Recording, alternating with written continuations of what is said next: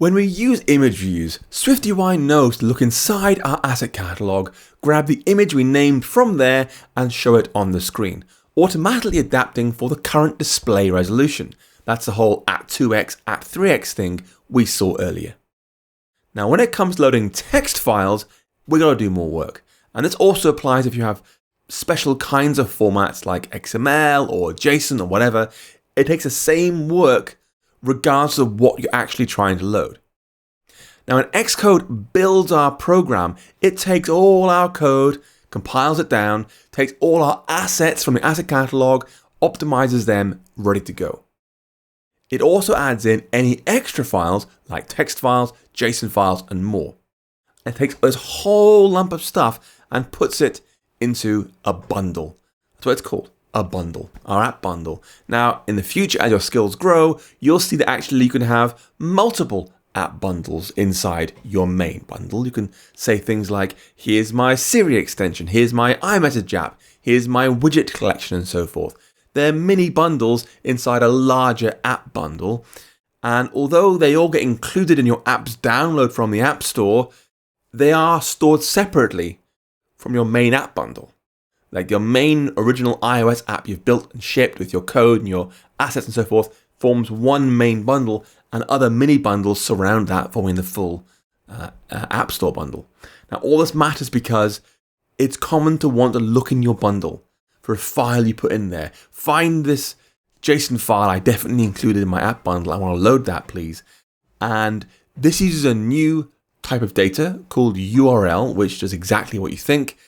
It stores things like apple.com, but also it's more powerful because it stores local URLs as well. So locations of files in the bundle, on the desktop, in the documents directory, who knows where, which is why they're so useful here.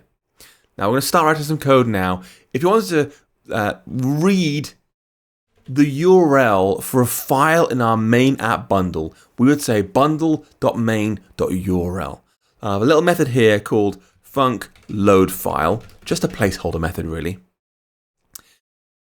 When we call bundle main URL, if the file exists at the URL asking for, it'll say, okay, here you go, here's the full long URL to that bundle. Otherwise, we get back nil. It's an optional URL, so we've got to unwrap it carefully. We'll say, if let file URL be bundle.main.url for resource with extension. And we could say, I want the resource some file extension txt. And if that works, then we found the app in our bundle. Now the reason this happens is because we say add some file txt to our project. It'll get built in. But when it's installed on a user's device, it'll have some massive long path full of lots of random numbers that make it very, very hard to guess, to avoid hacking from our perspective or evil perspective perhaps. That's what we're asking for. Where does this file live when it's been installed for real on the user's device? And this is what Apple calls sandboxing. We have our little play box where we can have our code and our assets and our files. We can't go and read, Apple Musics or Apple TVs or who knows what out there. It's sandboxing. Our app lives in this sandbox and we shouldn't try and read outside of it. Now once we have the URL to some file txt, if we're here, it means that file was found inside our installed app bundle on the user's device. We can go ahead and load it. And we can do this with a string initializer called contents of. We give this thing a URL like the one we have right now. It'll send back a string containing the contents of the file at that URL. If it can't find the file, or it can't load the file, or any other kind of error, it will throw an error. So you've got to call it using try, or try question mark. For example, we could say, if let file contents equals try question mark, string contents of file URL. And if we're here, then we loaded the file into the string.